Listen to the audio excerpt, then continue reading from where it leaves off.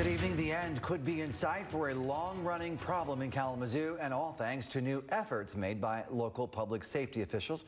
Thanks for joining us. I'm Andy Dominiani. And I'm Jessica Harthorn. Some residents in Kalamazoo say they're now sleeping easier because their neighborhoods are no longer a stomping ground for mobile nuisance parties. People also call them X-trains. They're loud lines of cars crowding otherwise quiet streets. But it turns out police towing the cars found to be involved may finally put an end to the late-night partying. And News Channel 3's Autumn Pitcher is joining us live from Kalamazoo's north side. And Autumn, police say there's been a major difference noticed since they started to crack down. But there may also be another issue at hand.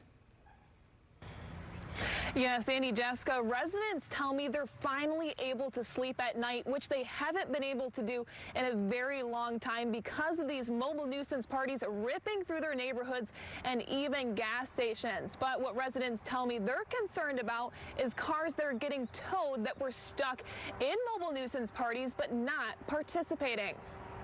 It was too much going on in the middle of the night. The noise of cars racing down neighborhood streets has faded for Northside residents like Vanessa Darden. She's lived on Lulu Street most of her life, struggling to get any shut-eye because of mobile nuisance parties causing a ruckus. And now I don't see them, period. So I don't know where they go, but they're not over here. It's so much better now. Better since Kalamazoo Public Safety have taken on a more aggressive approach with violators, towing their cars. This Shell station on West Michigan Avenue, a hot spot. Car's getting towed. Get out. Yes, it is. Get out of the car. We don't want to get to the point where we have to tow 100 cars. I mean, if we have to, we will. Jamaica Vincent says not every car seen in the line is guilty. Her daughter was one of hundreds who got handed a warning letter from police, but she says she was just stopping at the party store one night with friends. And maybe a week later, they received a visit from the police with a notice with threats of taking the car if they're caught out in the community in these X lines. She was not in an X line. How to tell the innocent from guilty? Police use drones and body cameras to determine involvement. It's overkill because they're including the entire neighborhood by surveillance in the entire neighborhood.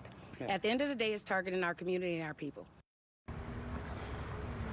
Police say they've also noticed a big difference. Police Chief David Boysen tells me in the past, when police would show up on scene to these mobile nuisance parties, police officers really just get ignored and the partiers would continue partying.